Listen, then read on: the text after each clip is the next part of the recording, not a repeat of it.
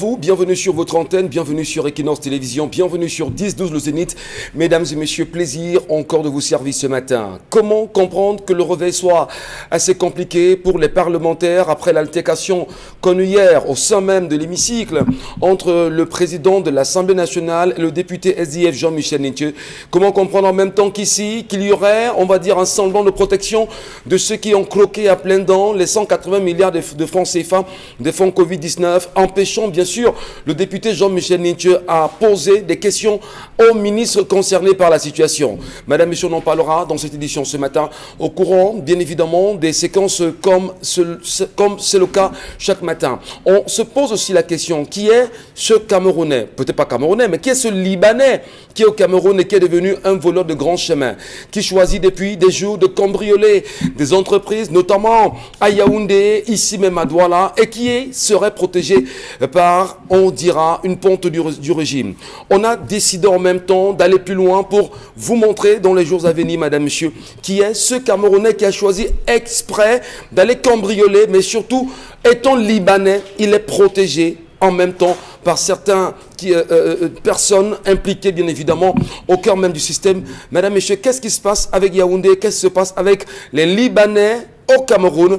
Bienvenue à tous, nous en parlerons. Charles-Amel Batchoum, Bonbon Bengan, Isabelle Carole, Dominique Audrey, ensemble unis pour la plus belle émission encore ce matin. Vous serez servis. Bienvenue à tous. Bonbon Bengan, bon début de semaine, bienvenue à vous. Bonjour Monsieur Ngachonumba, bonjour à vos chers téléspectateurs. Charles-Amel Batchoum, soyez les bienvenus ce matin. Bonjour, Monsieur Michel Ngachou. Bonjour à tous les téléspectateurs. Content de vous retrouver ce lundi. Isabelle Carozopette, bonjour à vous, madame. Bonjour Michel, bonjour à ceux qui nous regardent encore ce matin. Dominique Audrey n'est pas en reste, comme chaque jour. Bonjour à vous, chère dame. Bonjour Michel, bonjour aux téléspectateurs. Merci à vous, madame, messieurs. On vous le rappelle, chaque matin, allez vous abonner sur la page Equinox Télévision. Et d'ailleurs, laissez-nous vos commentaires et versions au cœur même des éléments, des sujets en débat, là-bas, ou encore en numéro s'affiche au bas de l'écran. Avec Isabelle Carozopette, nous prendrons du plaisir à vous lire pendant cette édition. Comme chaque matin, l'histoire. Une histoire particulière encore. Dominique Audrey. Oui, ce matin, c'est l'histoire d'une jeune femme qui est un peu interloquée. Elle est en ballottage. C'est un problème culturel. Il est question de savoir si, dans cette culture du Cameroun-là, on fait effectivement ce genre de pratique. Je suis mariée depuis 4 ans sans enfant, je suis orpheline de père, de mère depuis 20 ans et je me suis mariée à l'âge de 26 ans. D'après des analyses de l'hôpital, j'ai un myome sérieux de 61 mm et mon époux a un problème d'athénospermie. Il a dû cacher cela à sa famille. Quand j'étais au village, dans ma belle famille, question pour la sœur de ma mère m'a demandé d'aller au village du côté de mon mari pour qu'on essaie de trouver une solution à mon problème, puisque je suis de la région de l'Ouest. Mon beau-père m'a demandé d'avoir des relations intimes avec lui afin pour moi de tomber enceinte de son enfant et de rentrer chez moi avec cette grossesse pour dire à son fils qu'il est responsable et que quand j'ai refusé d'accepter et que j'en ai parlé à mon mari de l'abomination de son père, ma belle-mère, mon beau-père sont rentrés dans une colère et m'ont dit que c'était une aide et que la tradition chez eux, chez nous les Bamileke, que c'était la tradition chez nous les Bamileke. Je suis rentrée chez moi parce qu'on ne cessait de me harceler. Aujourd'hui, mon beau-père dit que je suis une mauvaise femme et que même mes belles-sœurs, mes beaux-frères me détestent. Je ne sais plus quoi faire face à cette situation. J'ai du mal à gérer ma belle famille en ce moment. S'il vous plaît, je demande conseil à mes pères et sœurs sur le plateau de m'aider. Est-ce que la coutume Bamileke enseigne qu'en cas de problème de conception dans un foyer, la belle famille, la belle fille doit aller avec son beau-père pour avoir un enfant? Et mon deuxième problème, c'est comment vivre dans un mariage à deux sans la belle famille, vu que même leur fils m'a dit de ne plus gérer ses parents. Je suis en larmes chaque fois que je pense à cette situation. J'ai envie de quitter ce mariage, mais mon mari est tellement bon qu'il fait tout pour me rendre heureuse. Le frère de mon père qui avait donné son accord pour cette relation, pour ce mariage, est très malade et je ne peux pas lui en parler. Je ne suis pas dotée et aujourd'hui mon mari est prêt à me doter, mais sa famille dit qu'on ne veut pas de moi, on ne veut pas d'une femme qui n'a pas accouché. Quand j'appelle ma belle-mère, elle me dit de ne plus l'appeler. Lorsque je lui envoie des petits paquets, elle me dit: tu manges l'argent de mon fils et tu m'envoies les miettes. Aujourd'hui, je ne sais pas trop comment gérer cette situation, mais mes deux questions, les principales, sont posées. Voilà, Dominique Audrey, je voudrais d'abord ce matin saluer toutes les femmes, toutes nos sœurs, qui très souvent rentrées dans un foyer ou dans un mariage, c'est souvent très compliqué. Il y a peut-être également des pratiques qui sont parfois contraires d'une famille à une autre en réalité. Mais l'histoire de ce matin, quand même, nous laisse pantois. Qu'est-ce qui peut expliquer que le beau-père ait le vœu de faire un enfant avec sa belle-fille et que celle-ci laisse entendre à son fils véritablement qu'il est le père? On peut avoir des soucis, naturellement. Bonbon Bengan, je commence par vous ce matin. On peut avoir des soucis, naturellement, où on ne parvient pas à procréer en tant qu'homme. Mais est-ce que vous comprenez justement que ce soit le beau-père qui soit celui qui veuille aller avec sa belle-fille et que l'enfant, soi-disant, appartiendra à son fils? Je ne sais pas comment résoudre ça, mais surtout comprendre la moralité de ce beau-père-là. Votre commentaire? Donc, d'abord, il faut résoudre le premier problème. Ce qu'elle pose comme problème de culture, ce n'est pas un problème de culture, c'est faux. On lui a menti. Oui, on lui a menti, ce n'est pas un problème de culture. La culture bamliki, justement, ne recommande pas qu'un beau-père monte sur sa belle-fille. Il fait ça d'abord, elle recommande, exige et est même trop pointillée là-dessus, que dès lors que tu te maries, un garçon se marie, tu n'as plus le droit de coucher dans la même maison que tes parents. Absolument. Dans la même maison que tes parents. Tu dois partir et aller plus loin. C'est-à-dire que ce garçon ne peut même plus se coucher dans le lit de sa maman. Donc ça, il faut dire, c'est pas un problème de culture. Première chose. Deuxième chose, ce genre de choses, c'est ce qu'on appelle souvent les secrets de famille. C'est-à-dire que quelqu'un, on peut avoir un maniaque dans la famille, on peut avoir quelqu'un qui a un comportement malsain, désobligeant, et il est couvert par la famille. Ça peut provenir de certaines pratiques qui sont partout. Partout. Vous verrez, d'abord, oui, vous verrez que dans certaines familles, on tolère, on accepte, on cache, ne dévoile pas, ne fait pas ci, ne fait pas ça, justement parce qu'on veut couvrir un certain nombre de choses, de cas de conduite, de comportement. Maintenant, pour ce cas, sa maladie est connue. La maladie de son mari est connue. Maintenant, il faut donc voir, est-ce qu'elle a tenté de faire des interventions chirurgicales, ou comme on dit, de soigner l'hôpital, première chose. Deuxième chose, son mari qui a fait des visites, est-ce qu'à l'hôpital, on n'a pas cherché de rattraper? À ce moment-là, on peut revenir dans les pratiques coutumières qui font que, justement, on imagine ou alors on envisage un traitement d'ordre traditionnel. Ça existe aussi. Ouais, mais quand même, donc maintenant, il ne nous dit pas. Elle nous dit, est-ce qu'on lui a dit quelque part que les fibromes là, sont une affaire de totem ou pas? Elle ne dit rien du tout. Est-ce que ce qui arrive à son mari, donc, le rapport médical, les examens médicaux montrent bien de quoi elle souffre et ne nous dit pas. Donc, on reste perplexe. Qu'est-ce qu'on veut donc gérer? Ma question fondamentalement, avec votre permission, je vous en prie, c'est la moralité du beau-père. Justement, cette moralité-là, comment peut-on... Qu'est-ce qui peut expliquer que le beau-père pense pareil? Est-ce que c'est parce qu'il a beaucoup d'amour pour son fils? Ou est-ce qu'il n'y a pas une autre solution que celle-là? Quand même, le beau-père... D'abord, j'allais dire la grosseur du myome à ce moment-là. Ouais.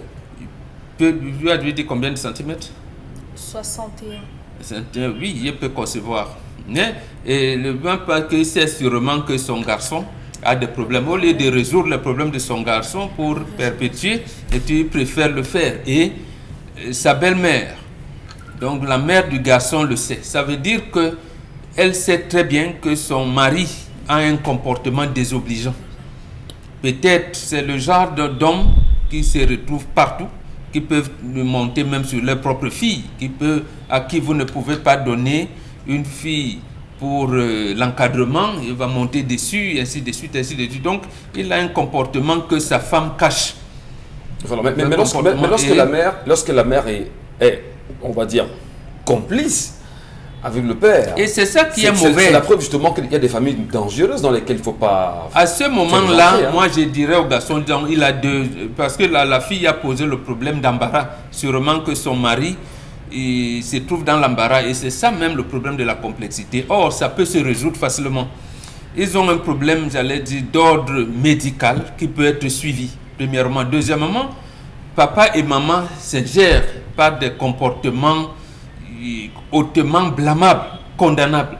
Vous vous référez au successeur du grand-père. Vous lui en parlez. Donc, papa qui est là, si ce n'est pas lui le successeur du grand-père, vous en parlez au père de papa, qui est son frère, qui est le successeur de leur papa à eux. Tu lui en parles. C'est le conseil que vous faites ce matin. Absolument, c'est là les deux. D'abord, tu en parles au successeur de ton grand-père, qui sûrement est le frère de ton père. Et là maintenant, vous engagez, s'il y a des rituels traditionnels, coutumiers à faire, il peut vous accompagner à le faire. Et en plus, vous continuez dans l'encadrement. Si vous avez choisi l'encadrement à l'hôpital par j'allais dire la médecine conventionnelle, vous continuez. Voilà les deux situations. Mais il ne s'agit pas de quitter ton mari, non. Voilà. Faut pas quitter ton mari. Souffrez ensemble, il y a des voies de solution. Lambambok pense justement Isabelle Karozoupé qu'il n'est pas de bon ton que la fille quitte son mari aujourd'hui, parce qu'en même temps, elle laisse entendre qu'elle est exaspérée au-delà du comportement de sa belle-mère, de sa belle-famille, qui estime qu'elle n'a pas de place là parce qu'elle ne parvient pas à faire d'enfants. Et pourtant, on sait exactement où se pose le problème. Peut-elle avoir le toupet de dégager la vérité et restituer l'envie du beau-père vis-à-vis de la famille pour sauver son honneur? Non, je crois que ce n'est pas à elle de venir, entre guillemets, être à l'origine du malheur de cette famille. Pour moi, je crois qu'elle n'a pas besoin de prendre un micro pour le dire. Elle peut en parler à son conjoint. Il est au courant.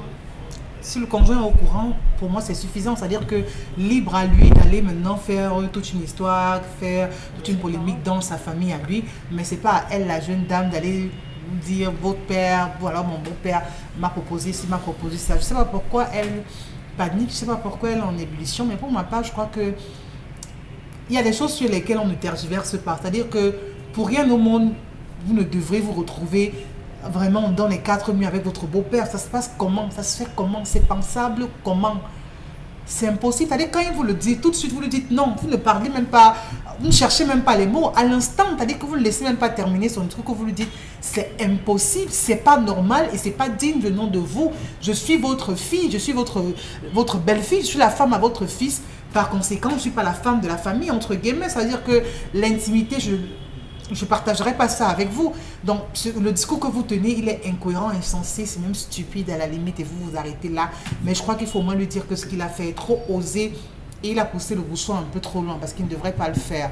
Mais maintenant, en ce qui concerne l'enfant, on est d'accord de ce que ça ne se vend pas dans un coin de marché. On ne vous dira pas qu'il faut aller à tel endroit ou à tel autre endroit pour avoir un enfant. Ça fait combien d'années déjà qu'ils n'ont pas? 4 ans. 4 ans. Bon, je crois qu'elle a 4 ans. Je ne dirais pas que c'est petit ou quoi que ce soit, mais je dirais tout simplement à la dame de continuer à croire. Surtout que la grâce qu'elle a, ça il faut le dire, c'est qu'elle a un homme qui la soutient. Parce que le malheur qu'ont certaines femmes qui n'arrivent pas ou alors qui ont du mal à procréer, c'est d'avoir un mari qui se désolidarise. Mais quand on a la chance d'avoir quelqu'un qui soit avec vous, qui vous accompagne, qui partage ces moments, qui vous disent ne vous inquiétez pas, ça arrivera, le bébé, on l'aura, qui vous soutient, vraiment, il n'y a pas meilleur que ça. Donc, madame, contentez-vous de votre amour que vous avez pour votre mari et qu'il a pour vous. Le reste viendra après, il viendra à temps opportun, c'est ce que je pense. Et pour votre beau-père, vraiment, comme on dit au quartier, ne le gérez pas.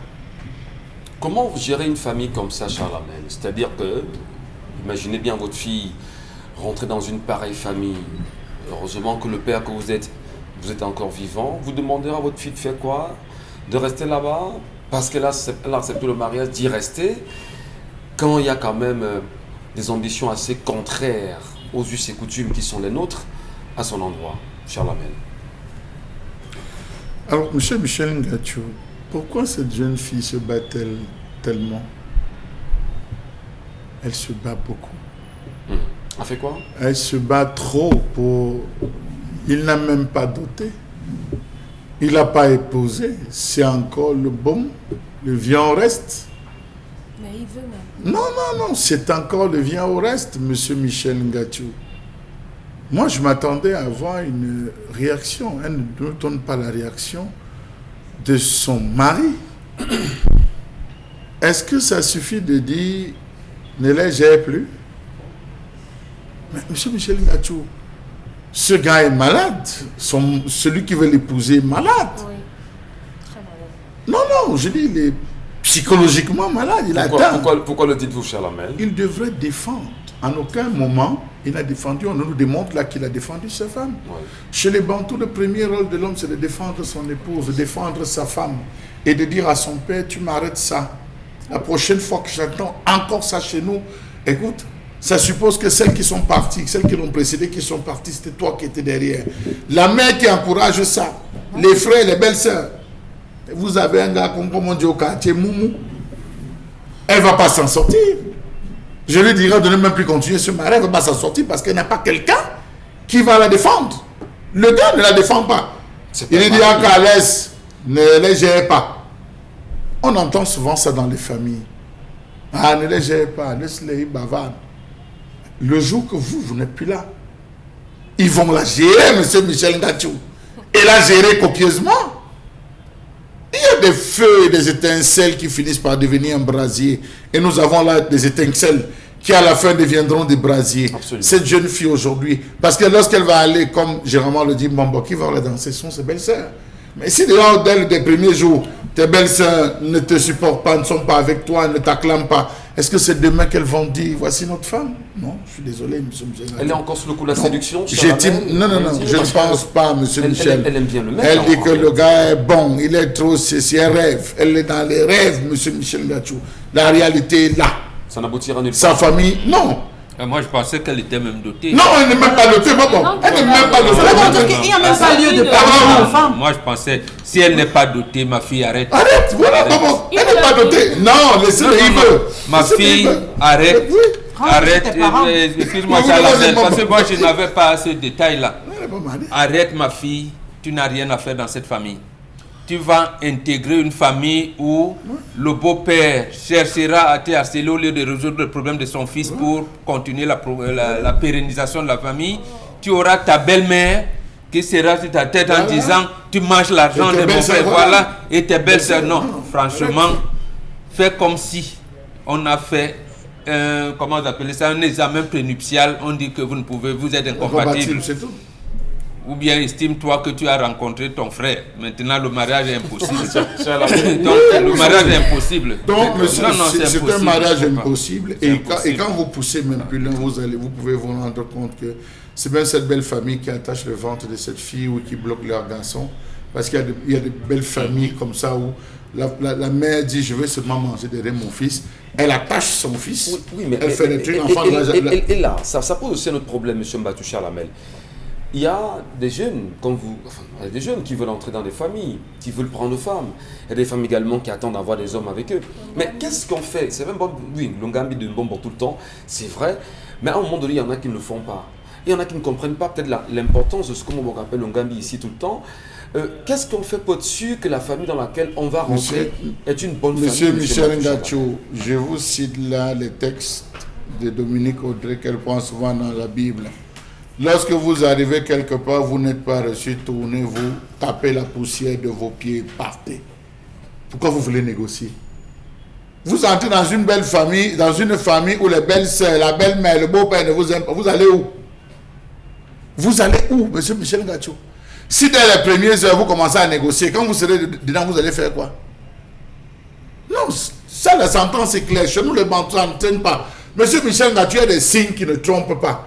Vous arrivez à la dot pour doter. Cela, on observe. Parfois, vous pouvez arriver, les hommes, on envoie quelqu'un tester la belle famille. On envoie quelqu'un piétine même le pied de quelqu'un, là, après il gueule, il s'en va, pour voir les réactions. Vous avez des gens, quand ils arrivent pour doter, même parfois, ils insultent la famille de la fille. Famille pauvre, famille malheureuse. On vous aide même en venant prendre la fille. Et vous réussissez à donner votre fille là? Oui, c'est ça justement. C'est ce qu'on vous disait tout le temps. Mais bon. Quel courage. Si. Oui, on envoie un test. Les gars viennent en gueule. D'autres arrivent même avec opération de démonstration de force. Vous avez demandé combien? On dit, pour la dot, vous avez demandé 1 million. Non, on vous donne 7 millions. Ils comptent 7 millions, ils vous donnent la ponte à la fille. Oh, tu as vu, on t'a acheté. Donc, comme tu arrives, ça se dit, ça se fait. Et vous avez des malheureux chefs de famille, pauvres en esprit, qui se retrouvent à récupérer ça. Et à prendre. Donc, à cette fille, je lui dirais, ça ne sert à rien. Vraiment, Bombogla dit, je complice dans ce lancé, ça ne sert à rien. Vraiment. C'est pour ça qu'il faut dire aux filles vraiment de se prendre un peu plus en considération. Parce que là, elle est en train de parler, on dirait qu'elle n'est même pas entrée dans cette famille. Même pas. Elle ne fait pas partie de cette famille. On ne la connaît nulle part. C'est-à-dire que ni devant la société, ni devant la famille, elle n'est reconnue nulle part. Donc alors ma chérie, au lieu de perdre ton temps et de faner sur un toit où tu ne sauras même pas le jour où on pourra te couronner, autant mieux garder ton énergie, rentrer chez tes parents, te lancer dans ton activité. Et puis tu trouves un homme qui t'aime, tu pourras faire des enfants. Et là, je suis d'accord avec Charles Abel, c'est peut-être que c'est même cette famille qui empêche derrière de pouvoir concevoir. Parce que dans un tel climat, c'est très compliqué de concevoir aussi. Je voudrais justement qu'on prenne les conseils de Dominique Audrey à cette femme qui nous pose son problème ce matin. Comme bon homme d'ailleurs, c'est assez choquant, c'est même incompréhensible à la base. Mais que lui dites-vous concrètement? Je suis gênée, j'aime mal quand j'entends Charles Abel et Isabelle dire qu'elle doit partir parce que... Elle doit rester souffrir alors. Non, pas qu'elle doive rester souffrir. Je crois que ces problèmes ont commencé lorsqu'elle, avec le nombre de temps où il n'y a pas eu d'enfants dans le foyer, sa belle famille a commencé à avoir un problème. Donc, je crois que Mbomboka a raison à l'endroit, le moment où il dit « Qu'est-ce que vous avez fait lorsqu'on vous a détecté les myomes et la sténospermie ?» Il faut dire aux uns et aux autres que le problème de son mari est gérable. C'est tout, on peut soigner. C'est vrai que la sténospermie, c'est la mobilité des spermatozoïdes qui est entachée, ça ne se déplace pas, donc ça ne peut pas aller de l'autre côté pour féconder. Mais aujourd'hui, la science permet, à travers la PMA, de pouvoir vous faire avoir des enfants. Est-ce qu'avec son mari, ils ont poussé les recherches jusqu'à un certain niveau? Je ne pense pas, auquel cas, elle ne serait pas rentrée dans le village de son mari pour pouvoir avoir ce genre de situation. Les familles sont ce qu'elles sont. Les familles sont ce qu'elles sont. Et Mbomboka dit tous les jours que dans nos familles, on en a pour tous les goûts. Charles Abel dit que chaque famille a son fou. Et Mbomboka là, il illustre en présentant certainement ce papa comme un pervers et tout. Donc c'est le père qui est le fou de la famille en même temps. Oui, on peut dire ça comme ça parce que ça ne s'explique pas. D'aucuns trouveront qu'en disant « je vais te faire un enfant », et tu vas dire à mon fils que c'est ton enfant, d'aucuns peuvent trouver que ce papa se soucie du bonheur, de la paix intérieure de son fils à qui il veut donner un enfant. Mais je me dis que le processus n'est pas bien choisi. Je ne maîtrise pas la culture bamileke, mais je sais tout de même que logiquement, ça ne peut pas se... Dominique Audrey, si on le dit dans un cadre, c'est pas restreint, ce n'est pas la deux clos. Il y a plusieurs témoins où on soulève le sujet en disant de tous, on a pensé que le mieux pouvait être X ou Y. Sauf que lorsque la fille se refuse à le faire, le père entre dans la manipulation où il pousse tout le monde à détester cette fille. Était-ce encore une intention louable? Bonne question. Moi, je dirais à la fille et à son conjoint, aujourd'hui, c'est vrai qu'ils ont le problème parce que la famille ne veut pas accompagner le jeune homme là doté. Cherchez à faire vos enfants. Ah bon? Non, justement non. Ça veut dire que le garçon, il aura toute sa famille contre lui toute sa vie. Mais si c'est la Et maintenant vous dites bien, ils sont de l'Ouest. Quand il va falloir que papa les accompagne faire des rituels, les coutumes, il va faire comment? Ils ont dit qu'ils ne peuvent pas doter une femme qui n'a pas. Justement, maintenant, ils vont faire des enfants. Ces enfants seront, comme vous direz, citoyens du monde. Ça n'existe pas, carte d'identité citoyen du monde. Il faudrait bien qu'ils aient, même Jésus que vous dites qu'il est sauveur là. On dit qu'il est de la famille de David, on peut suivre la lignée de Jésus. Voilà, donc ça a toujours été comme ça. Si on le met comme ça veut dire qu'on leur demanderait, comme vous faites les enfants SS là, faites les enfants comme vous vous aimez. Non, ça ne peut pas. Qu'ils se séparent. Jeune homme, sépare-toi. Un message déjà, ce que ton papa est pour la famille. Maintenant, pour dire, ceux qui ne vont pas faire l'ongambi, moi qui me suis arrêté au cours élémentaire 1, on nous donnait les sciences d'observation. On observe. Même quand on disait ça, quand je regarde ton yeux, Je sais que c'est le ciel volé. Donc, le gars qui te drague, sa maman te regarde comment? Ici, sa maman t'a dit ce qu'elle est. Ses soeurs te regardent comment? Il n'y a plus à faire l'ongambi. Voilà. Il y a des familles comme ça où les femmes sont maltraitées, mais elles restent quand même dans ces familles et avec le temps, on réussit à les accepter. Il ne faut pas qu'on donne l'impression que toutes les belles familles vous acceptent comme ça, facilement, les bras ouverts. Non, mais ici, c'est pas un test. La bouche en cœur. Ce n'est pas sa belle famille. C'est pas sa belle famille. Elle veut seulement. Ce n'est pas sa belle famille. Elle veut seulement, c'est pas là. Elle veut avoir une place. Elle veut avoir une place dans cette Elle est en train famille. de forcer même. Non, Elle est en train de forcer le mariage. Elle supplie le mariage. Elle est en train de supplier le mariage. Qu'est-ce qu'elle fait là-bas? Qu'est-ce qu'elle fait dans cette maison? Non, pourquoi vous dites Qu'est-ce qu'elle supplie le mariage? Ma chérie, on ne supplie pas le mariage. Elle fait ne depuis supplie qu'elle avait pas. son mari, c'est Elle est pas en train de supplier la famille de vouloir l'épouser. Tu voulais revendiquer, on revendique l'amour. On ne revendique pas ça. Ici, la dame dit bien, elle a beaucoup d'amour pour son homme parce que son homme prend soin d'elle. Justement. Alors, elle dit justement qu'elle ne comprend pas le comportement de sa belle famille. Bon, maintenant, elle ne suffit pas quand même. Tu n'as même pas sa belle D'accord. famille. Bon, maintenant, on a très bien dit que la femme se mette de côté et qu'elle pense à refaire sa vie simplement. Ça me semble être le bon conseil en même temps. Et que... Elle dira demain qu'elle a été mariée. Et qu'on fasse attention, elle dit qu'elle n'a pas été mariée. Bon, demain, quand elle quittera, elle dira quoi? Qu'elle a été mariée, c'est mais ça? moi, on lui a donné une proposition. Trouvez un moyen d'une de dire voilà, vous êtes incompatibles. Et voilà, vous mettez de côté. Simplement. Elle n'a pas deux estomacs comme moi. Donc elle ne peut pas affronter la société. C'est difficile de se mais dis quand même, Dominique Audrey. Parce que sa famille lui a donné. Oui, mais quand vous le dites, quand vous le dites par exemple, faites vos enfants. Bon, je sais pas, ça veut dire fais tes enfants et ton beau-père. Non. D'accord, voilà. Non, peut-être tu Son permets mari une peut se virgule. soigner, elle également, elle peut se soigner. Oui.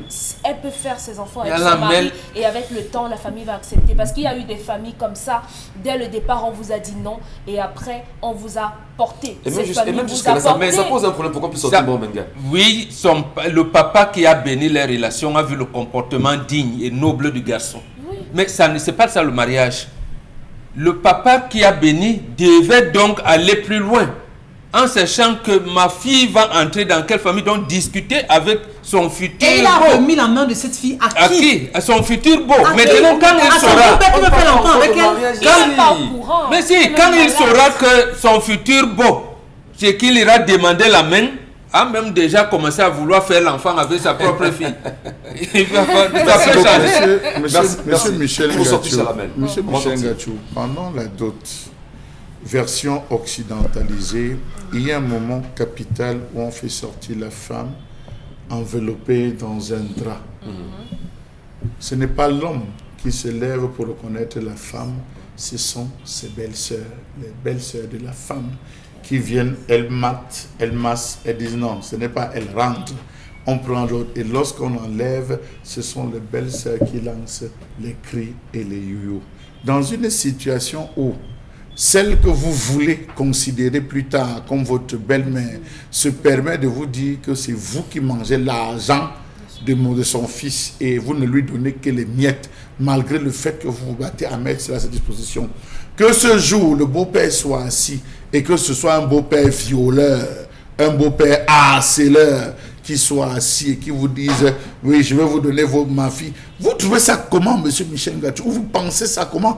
Arrêtons de donner le pire aux autres, regardez le meilleur pour nous. C'est une mauvaise relation, ma chérie. C'est pas à toi de ce gars, crée n'importe quoi. C'est pas à toi de ce gars, laisse-le dans ce coin. Qu'il aille arranger parce qu'en aucun moment, la première valeur sur laquelle toute femme s'engage avec un homme, c'est parce qu'elle est sûre que ce garçon va assurer sa sécurité. Voilà le moment où il devait démontrer à sa famille qu'il va assurer la sécurité. Il la livre plutôt en lui disant ne les gère pas. Très bien. Vous avez un mari qui ne peut pas assurer votre sécurité. Merci beaucoup. Merci. En même temps, le message est passé ce matin. Merci Isabelle Carozopet, Dominique Audrey, Bombor et Chalamel.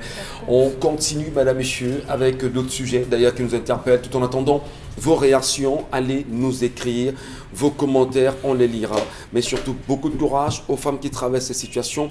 Et à l'endroit des familles, nous souhaitons justement qu'il y ait, comme certains nous disent, s'il y a entente, allez-y.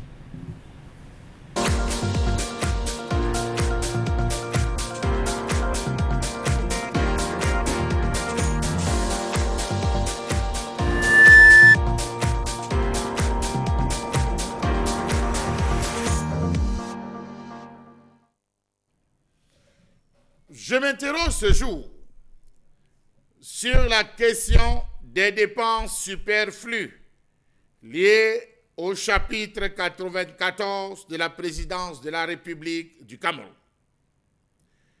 Comment comprendre les financements tirés de la ligne budgétaire, à savoir la ligne 94 du budget de l'État intitulée « Intervention de l'État ». De quel type d'intervention s'agit-il? Quels sont les critères liés à cette intervention? Était-ce une intervention globale, généralisée? Question. Quelle est l'identité de celui qui assure la gestion de cette ligne qui crée tant de remous dans ce pays?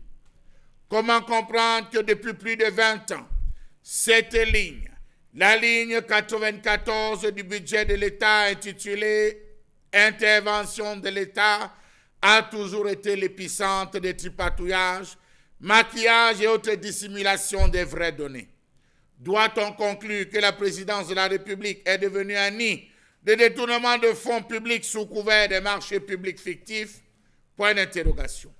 Comment comprendre qu'au nom d'une ligne mystérieuse, des centaines de millions de francs CFA sont débloqués chaque mois pour reverser à des entreprises fictives sous couvert de prestations? Comment comprendre qu'un audit sérieux n'a jamais été commandé pour tous les ordonnancements et décaissements effectués dans la ligne 94 depuis 20 ans? Que dire d'un audit du chapitre 65 sur les dépenses communes logées au ministère des Finances?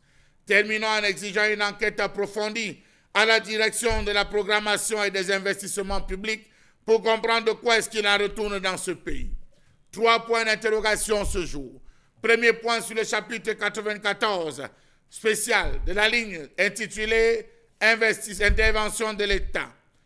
Un audit sur le chapitre 65 portant sur les dépenses communes logées au ministère des Finances. Et enfin un autre audit ou une enquête approfondie à la direction de la programmation et des investissements publics pour comprendre véritablement de quoi est-ce qu'il en retourne dans ce pays. Savez-vous que cette ligne, ou ce chapitre 94, intitulé « Intervention de l'État », se chiffre chaque année à plus de 1000 milliards de francs CFA et seuls les ordonnateurs de ce compte maîtrisent les tenants et les aboutissants? Savez-vous que les actions contenues dans cette ligne n'ont jamais été élucidées à l'avance dans les différentes lois de finances? Pourtant, c'est dans ces lois de finances qu'on devait retrouver les critères, les orientations des dépenses en termes d'intervention de l'État chaque année. On comprend aisément les motifs qui dictent l'envoi tardif des documents par le gouvernement aux députés en violation des dispositions des règlements de l'Assemblée nationale qui imposent un délai minimum de 15 jours avant l'ouverture de la session parlementaire. Question. Pourquoi est-ce que les députés ne se sont jamais intéressés à cette question du chapitre 94 et 65? Pourquoi passe-t-il dessus? Était-ce parce qu'ils en bénéficient? Point d'interrogation. Comment comprendre que la commission des finances et du budget qui dispose d'un peu plus de temps et qui interroge tour à tour les ministres durant plus de 48 heures n'a jamais fait cas des différentes actions contenues dans cette ligne brumeuse dans son rapport général? Comment comprendre que les comptes d'emploi n'ont jamais été détaillés dans les différentes lois de règlement soumis aux députés pour adoption au cours des sessions de novembre? Comment comprendre que cette ligne 94 soit de l'avis de certains experts un fourre-tout de détournement de deniers publics à grande échelle, de corruption et d'achat de conscience des Camerounais? À quoi a servi ces 1000 milliards logés dans le compte de la ligne 94 depuis une vingtaine d'années? Comment comprendre que tout ce que l'État fait en matière de subventions ou de commandes publiques ne soit pas réglementé et publié à l'avance au nom de la légalité, de l'égalité d'accès de tous les Camerounais aux privilèges publics de la nation? Tous les services de la présidence de la République du Cameroun sont concernés. Du secrétariat général en passant par l'intendance jusqu'à la sécurité présidentielle, on découvre que des entreprises qui n'existent que sur du papier, qui ont fait des livraisons de produits bizarres à étudier, sont reparties avec des centaines de millions. Comment expliquer qu'une entreprise qui livre les lingeries féminines à la présidence réussit à avoir chaque mois 100 millions de francs CFA? De quelle lingerie fine s'agit-il? Merci à vous, cher Lamel Bachou. Merci à tous, mesdames et messieurs. on ne saurait se taire devant la gabégie. On ne saurait se taire devant la sauvagerie quand même de ceux qui nous dirigent aujourd'hui. On ne saurait se taire devant les actions posées par ces derniers qui visent simplement à tuer la petite, on va dire, sérénité que nous avons aujourd'hui. On parle quand même d'une ligne 94. D'ailleurs, logée au sein du ministère des Finances, et même la ligne 65 aussi, Charlamagne d'ailleurs l'a évoqué. Oui. Mais je voudrais rappeler simplement pour qu'on comprenne très bien qu'il y a dans la ligne 94 qui est intitulée « Investissement et intervention ». Quand est-ce qu'on a utilisé cette ligne véritablement pour des investissements? Dans quel secteur investit-on exactement grâce à la ligne 94? Quels sont les secteurs d'intervention dont on peut dire que l'État aujourd'hui a véritablement intervenu en se servant justement de ce budget-là?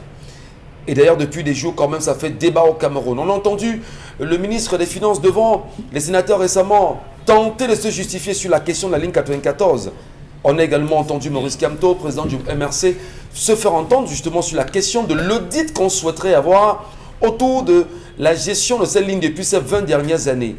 Et d'ailleurs, où se passe-t-il? Qu'est-ce qui se passe exactement avec le mutisme d'Alamine Ousmane met sur la question? Bomo Bengan Kandji, on parle un peu trop de la ligne 94 depuis un petit moment au Cameroun. Et la question est de savoir qui est-ce qui gère cette ligne 94? Pourquoi est-ce qu'il y a tant de flou autour de la ligne 94? Est-ce qu'on peut compter aujourd'hui sur le Consupé ou même sur la justice camerounaise dans sa globalité pour un réel audit afin de comprendre qu'est-ce qui se cache derrière? Non, c'est le Consupé qui peut nous donner des clarifications là-dessus. Et dans une certaine manière, la Chambre des comptes de la Cour suprême des comptes. Première chose. Deuxième chose, non, la ligne 94 existe toujours, a toujours existé. Bon, je ne me rappelle plus du nom qu'on lui donnait dans des années, depuis les années 60. Mais c'est ce que l'opinion camerounaise, l'opinion publique nationale appelle souvent caisse noire. Caisse noire. Caisse noire. Bon, dans l'opinion, c'est la corruption, bon, mais ce n'est pas ça en réalité. Si vous lisez les 3 orientations du budget du président de la République, de la présidence de la République, il y a en 1 l'intégrité du territoire national. En 2, vous avez appui aux institutions rattachées à la présidence et aide du président de la République aux institutions. C'est pour ça que quand le président de la République donne par exemple 1 milliard pour l'accident de Cambrai, il faut bien qu'il donne des précisions. Qu'on sache que cet argent vient de sa poche, vient du budget que l'Assemblée nationale lui a alloué à la présidence de la République ou pas. Vous savez, donc cette ligne existe. C'est pas le cas d'ailleurs. Non, le problème c'est qu'on ne nous donne pas de clarifications. Charles Hamel a bien interrogé et si les députés cherchent à savoir si on leur donne des clarifications par rapport à ça. Donc ça existe. Ça existe. Ce n'est pas un compte hors budget. Puisque c'est voté. Ce n'est pas un compte hors budget, c'est voté. Donc il existe, donc il s'agit pour le cas que je connaisse un peu à 2 niveaux. Lorsqu'il a fallu reprendre le secteur économique au Cameroun, notamment il y avait une direction du commerce extérieur dans les années 63, 64, 65. Comment reprendre la main entre les commerçants grecs et libanais? Vous vous rappelez du fameux livre de Mongo Betty, Ville cruelle, oui. Comment on trafique la vente de cacao, ainsi de suite, ainsi de suite. Bon, c'était les Grecs et les Libanais qui faisaient ça. Il fallait donc que l'État du Cameroun imagine une formule pour donner de l'argent aux opérateurs économiques pour prendre l'espace public. À travers la ligne 94. À travers la ligne 94. Donc c'est une caisse noire, c'est une caisse noire. Enfin, c'est une caisse qu'on peut... Non, pas noire. En fait, c'est ce qui est connu, mais en fait, non. C'est-à-dire que c'est peu ce qu'on appelle, ça entre dans la souveraineté de l'État. L'État du Cameroun, à cette époque, estime que non, que lorsqu'on fait les balances au niveau du commerce extérieur, nous, on n'est rien dedans. Alors, concrètement... On a donc commencé cela, à donner un appui institutionnel aux opérateurs économiques. C'est aller beaucoup plus, ce que je maîtrise un peu mieux maintenant, c'est au niveau de la formation. Alors, concrètement, bon, Bengal, vous me permettez de vous relancer.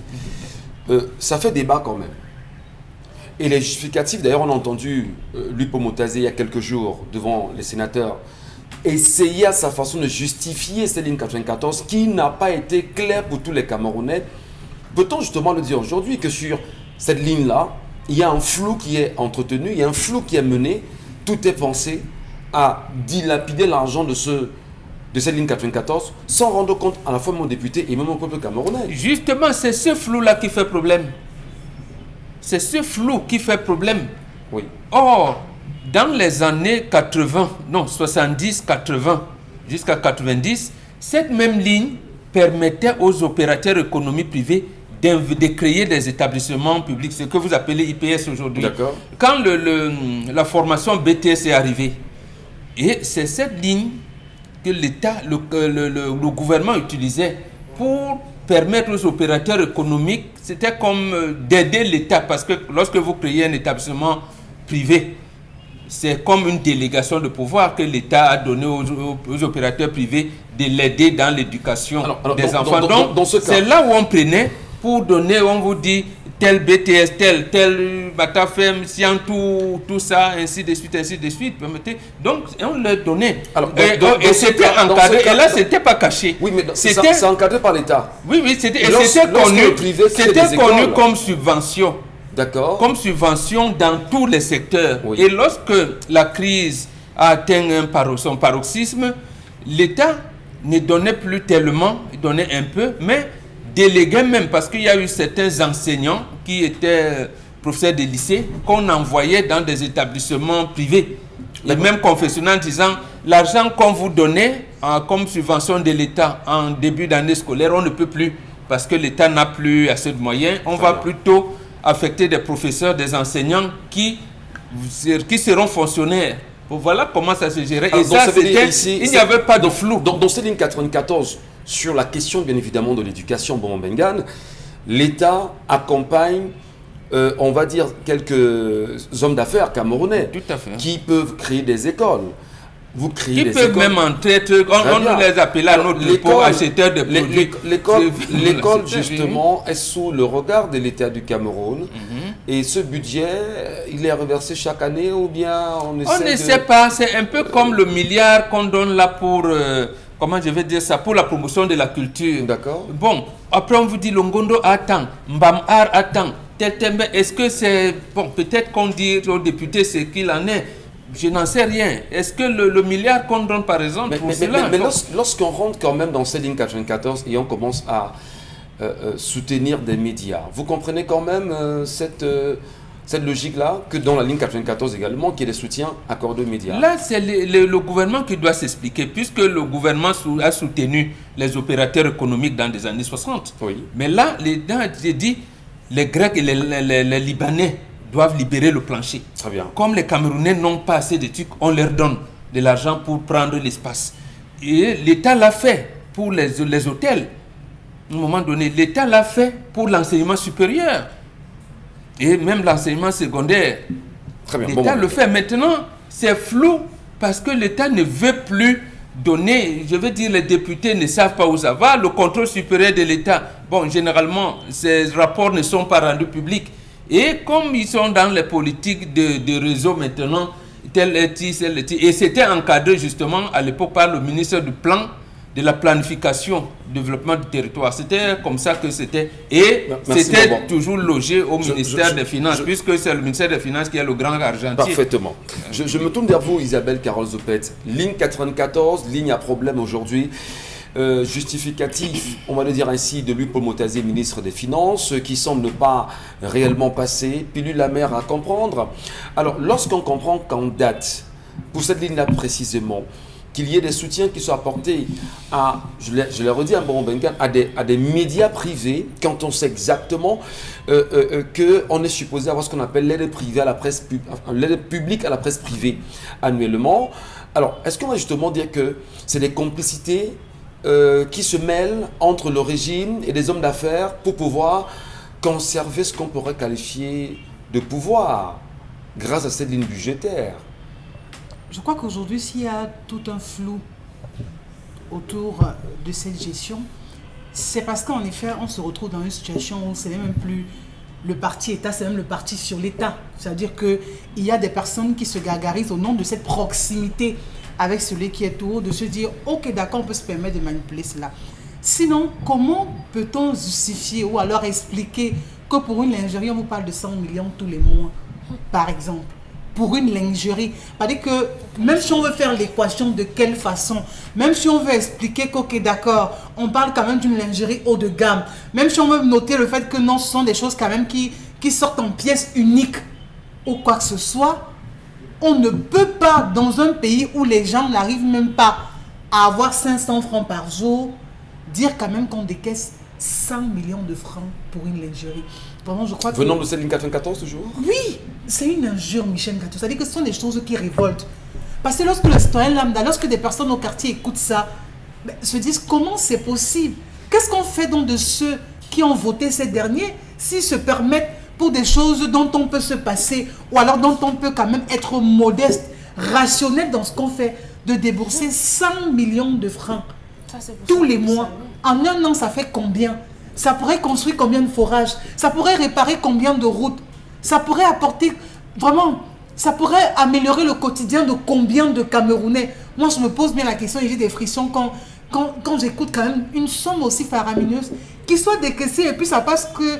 Ça veut dire que c'est quelque chose de normal. Alors, donc, on vote des budgets pour des lignes et on n'officialise pas que c'est de l'argent justement qui sera détourné. Voilà. Il y a des lignes qui sont là, l'argent y est versé parce que le budget...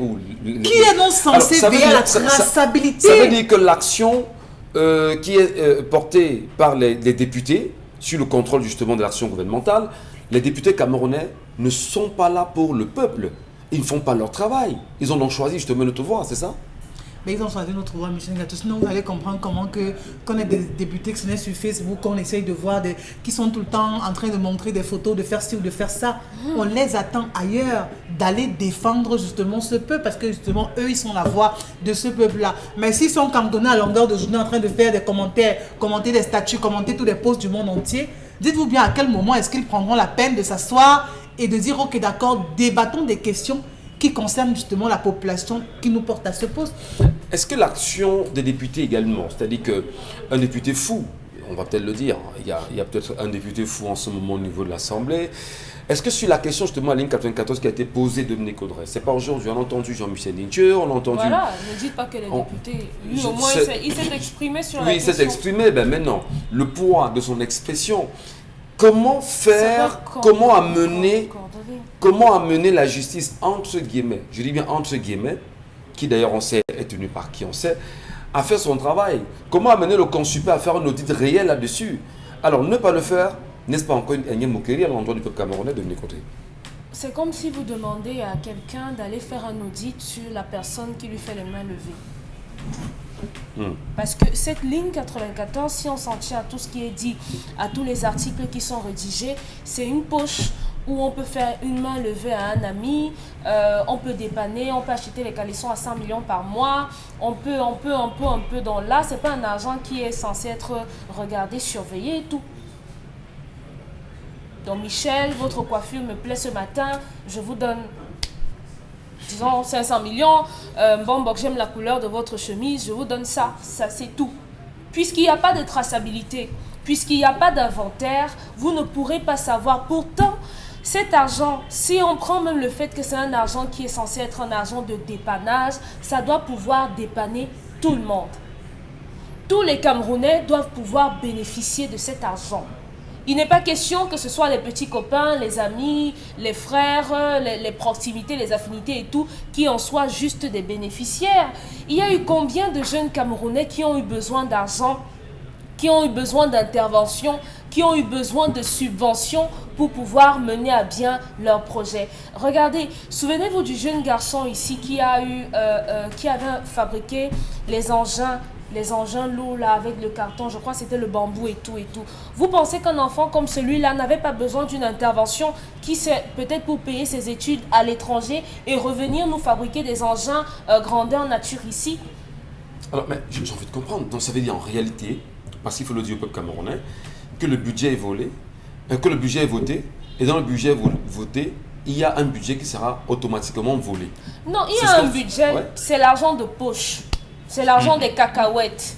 Donc il y a le budget de fonctionnement de la maison Cameroun et maintenant il y a l'argent de la bière de papa, il y a l'argent de poche de maman à côté qu'on devrait donner comme ça.